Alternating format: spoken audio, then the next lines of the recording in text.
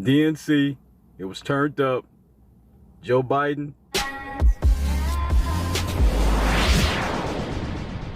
I got to give him credit. That was a good speech, you know. I wish what he was saying was true, you know, especially about Trump. You know, they blame Trump for the COVID, that the COVID is here. You know, they didn't put no pressure on where it really came from, China. You know, I really wish there was some truth that came out of that. Yeah. So Joe Biden, he did his thing, and it was a good speech. You know, they kind of brought a little excitement out yesterday, brought people out in the parking lot. You know, it was like drive-in movie theater from what it looked like on the TV. But you know, I have nothing bad to say. You know, his family said a lot of nice things about him. You know, his kids and stuff. It was pretty cool. Now we're gonna get down to the nitty-gritty. You know, I just hope that they can keep that same energy throughout this whole until November 3rd, because next week Trump coming. And you know, Trump gonna come out and say a lot of truth and facts about what's going on. They never brought up again. I was waiting for them, and I understand why they wouldn't, because I understand why. They haven't brought up about the crime in these cities like Portland, Chicago, New York, because they're all Democrat-ran cities, right? Of course, you know, that wouldn't be a very good look for them.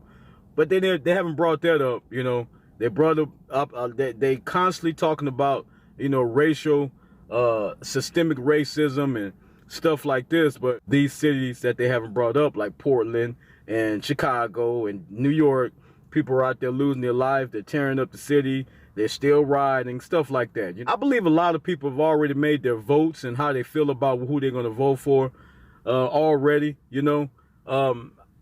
Get out and vote, guys. You know, I know a lot of people is on the fence, black, white, whatever color you are, about who you want to vote for. And that's between you and the Lord, to tell you the truth. You know, my strong advice would be to vote for Trump. You're going to hear from the left side that he hasn't done nothing for this country, but everybody with two eyes and two ears know that's not true. Even if you don't like Trump, you already know that's not true. Pre-COVID, pre-coronavirus, or whatever you want to call it, this country was banging. It was rolling smooth. People had jobs. It was jobs everywhere, you know. Women had jobs. Youngsters had jobs. It was almost like going back to the 90s when it was a plethora of jobs. But, you know, you're going to hear from, you know, that's the game that they play as far as the political part, you know, as far as him not doing no good job in this country. And like even Trump himself, he said, you know, the only reason why he's here because Obama and Biden didn't do a good job. You know what I mean? He wouldn't be there if that was the case, if things were so good, even though he made a good speech. But, you know, common sense tells me that all the stuff he's talking about that he's going to do and what he's going to do and what he's got planned to do and how he's going to change things. Biden, you had 30, 40 years to do that. You've been in politics for years. You know, you was vice president for 8 years.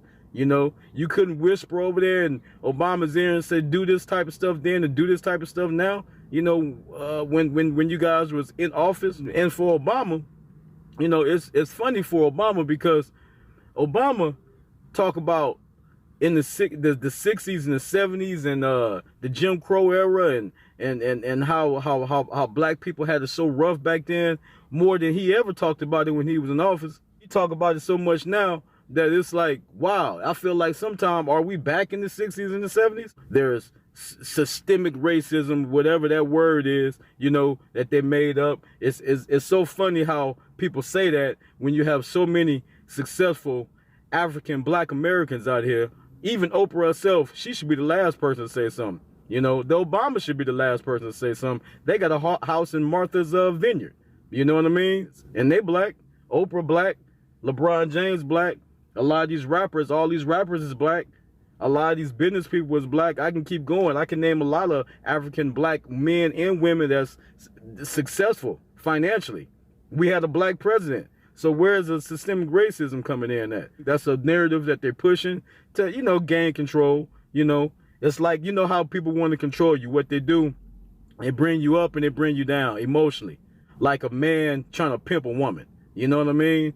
You know, and I hate to bring that narrative up, but it's that type of mindset. You know, a pimp will bring you up to bring you down. You know, He'll make you feel high and make you feel low. He'll make you feel high and make you feel low. I know that because I've had people in my family back in the days, or in the past tense, that was involved in that lifestyle. So I know what that's kind of about, unfortunately. You know what I mean? But that's what they do. That's the same thing that they're doing with this political thing. They're bringing people emotions up with racism, and then I mean they bring them down with the racism, and they're bringing them up with Joe Biden having a birthday party a few days on the D.N.C. when they was playing Kool and the Gang in the back. Played Kool and the Gang celebration. I mean, it was funny to me. Then they bring people on, you know, like they have done on the D.N.C. thing. You know, they bring sick people on. Kids that's having these unfortunately these ailments and these illnesses, and making people just feel so bad, you know.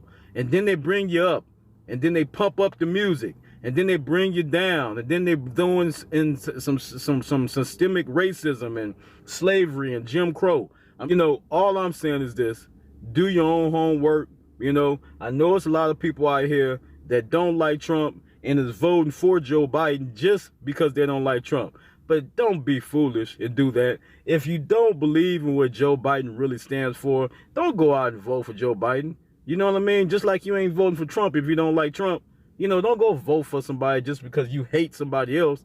And if you're a brother or a sister in Christ, hate shouldn't even be in your heart. You should do good to the people who do bad to you if you feel like they're doing bad to you. Not go around doing evil stuff and doing what the devil do. That's a PSA to all my Christian brothers and sisters out there. Sometimes we forget, you know, we get self-centered and we get emotional, and we forget. And that's another thing. It's like JLP say, men shouldn't be getting emotional in the first place. We ain't built for no emotional attachment to anything. Everything should come through logic and faith in God. God, Christ, man in Christ, men, women, children. That's how God made it. I'm not saying that one person is better than the other. I'm just saying that's the order of things. And as you see, when you get out of the order of things, there's chaos like it is throughout this country or throughout this world like it has been, because somebody else trying to wear somebody else's shoes. I want everybody to tune in to the R.N.C. next week when President Trump starts speak. You know, if you don't like, at least just listen to what he got to say. You ain't got to like him. I'm just saying, at least get, you know, that's what I did. I'm a Republican.